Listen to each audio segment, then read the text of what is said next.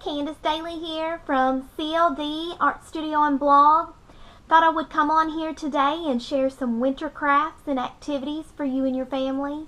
In Kentucky, we have been snowed in for the last 2 days. We've had some snowy and icy weather, and so I figured this would be prime opportunity to share some winter activities and crafts with you all. This can be something perfect for a snow day or just when your kiddos are getting kind of bored with watching TV or being on the iPad. This will kind of give them an alternative.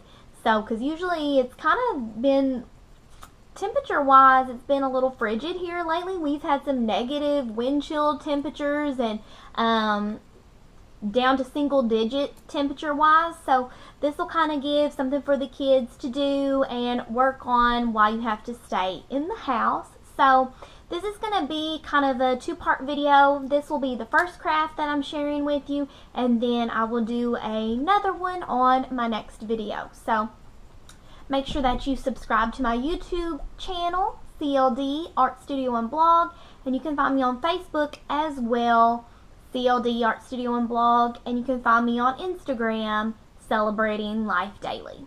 So you'll have to make sure you tune into those. So the first craft that we're going to be working on, and this is something that one of my art students, he has been working on, but this is just the model that I gave him to look at. And this is a water bottle snowman. It's a recycled water bottle turned into a snowman. And the student that comes for lessons, he's in 2nd grade, so this is a 2nd grade project.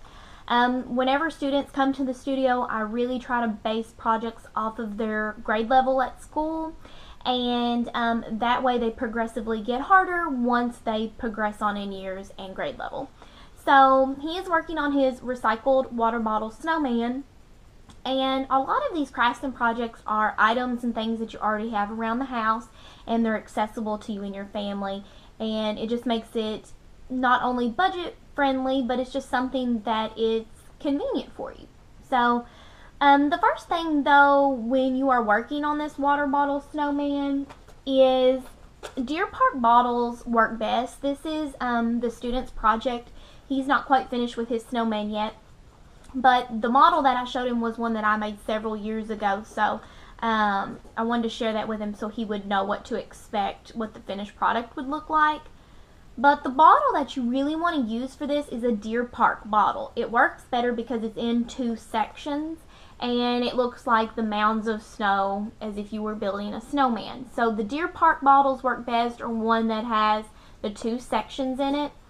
So the top part of the snowman right here, the face part and the head, is actually the bottom portion of the water bottle to begin with before you even paint it. So think of it as this is the water bottle setting, and then here is the bottle cap on top of it. So all that you will do is you will simply just kind of snip the cap off, the bottle cap, and you will leave some existing plastic around it. This one has just been painted. So you'll leave existing plastic, okay, but just kind of trim it up around those edges. And then you're going to kind of trim around the bottom, the base part now of your snowman is what it's going to be. Just trim that around, okay, that's where your bottle top or bottle cap was. So you're just trimming it, so then this will set for you, nice and flat. So what was the bottom part of your Deer Park water bottle is now going to be the top part of your snowman. Okay, so acrylic paint typically works best when you're working with plastic and painting on plastic. So we've used white acrylic paint to paint the body, and then the black acrylic to make the top hat. And you paint the whole cap and even the surrounding plastic at the bottom. And so those are your water bottle components that you use for the snowman. Then you create your top hat out of, I typically save snack boxes and different things like that because it's a nice cardstock material that the kids are able to cut out of easily. So we've used like a cereal box right here, and that's the top hat portion that's going to set on the snowman's head. And you need to paint both sides of the top hat because you will see the underside of it with your snowman. So always make sure you paint your underside. So he's painted the top. And we simply cut out of the cereal box. I save ribbon spools. And these make great templates for circles. And then you just lay it down on whatever you're cutting out of. And then you just trace it and then the kids can cut it out. So ribbon spools make great templates. So here is how the hat will end up looking. You'll set it on your snowman like that, and everything is assembled with hot glue. So you'll set your little top hat on there, glue it on there, and then you will glue the bottle cap as well, and then you've got yourself a little top hat for your snowman. And I just think that this is such a cute and fun idea, and the kids love to see the transformation, how it first starts out as a water bottle and then progresses into a snowman. So, and then what we will do, and you saw with mine, is I made a scarf to go around mine, and there's two options, and you know, that I've given my students, but there's several options that you could do for yourself if you're doing this as well.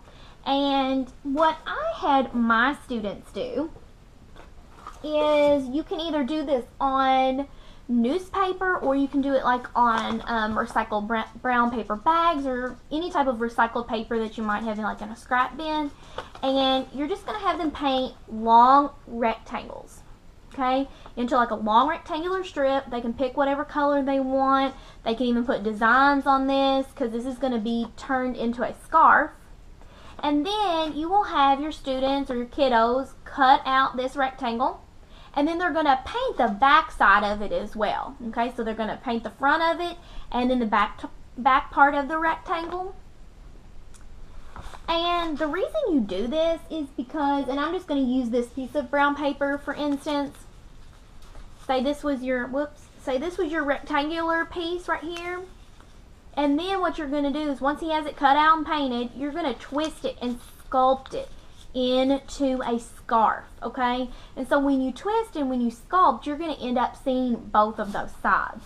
And so that's when you can wrap it around the snowman's neck and then to create a scarf. And obviously this is why we make the strips so long, so that way it can wrap fully around the snowman, okay?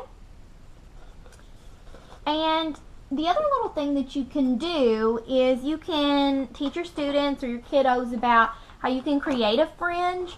All you do is just simply cut in vertically to create like a fringe, and it makes it look like something they would actually see on a real scarf, and then you can kind of like fluff it up and make it look like an actual fringe. So they can design their scarves, they can cut and make fringe, so there's all kinds of different ways that they can personalize this and make it their own. And there's your fringe again. And other thing, once they get to the face portion, they can paint the face on there with the acrylic paint, or they can add googly eyes, or you can also make a nose out of pipe cleaner, orange pipe cleaner, or any kind of color. And that's the other thing too, the snowmen, whenever you create them, they don't have to necessarily be white. Sometimes kids like to use different colors and different alternatives to the normal, so encourage them to do that if they decide that they want to do that as well. So it can be a colorful or like a rainbow snowman. So but yeah, so you could do an orange pipe cleaner or whatever color that they chose to use. Put his face on there. You can do actual real buttons, pom-poms, paint it on there. I would just suggest once you finish painting everything on the snowman, use Mod Podge, paint it on there, and then that way everything stays in place. Sometimes the paint likes to scratch or chip off, so put a good layer of Mod Podge on there. And paint the Mod Podge on there first, and then assemble and glue your hat, scarf, and all of that on, okay? That kind of gives you an idea. And everything is assembled together with the glue gun. So finish painting everything first on the snowman, add Mod Podge, and then you can assemble. And I did add a little bit of glitter into my paint. You can kind of see, and that's an option as well. Your kids can add some glitter into their paint, or you can buy paint at Michael's that has glitter in it too, and you can mix that in there. And what's really fun about this, and he'll get to do this as well if he wants to, you can use the little battery operated tea lights, and I get these at Dollar Tree, and you can simply place them in your snowman and it makes them light up and twinkle, and that's just really fun. The kids really like that. And then here it is in mine, so that way you can see a finished product.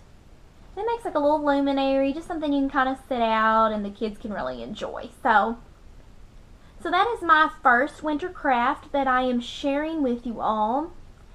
And I hope that this is something that you'll consider doing with your kiddos. And I mean, really any age category can do this, so there's no limit on that.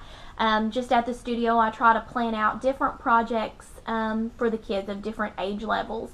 So it's differentiated and it's diverse, and there's a variety for the kids to do. So I hope that you all enjoyed this snowman winter craft. And really all you need is just some recycled items, a water bottle, some cardboard, and some scrap paper. So you'd be good to go. So I hope that you enjoyed this winter craft, and stay tuned for my next one. I'll see you all. Bye.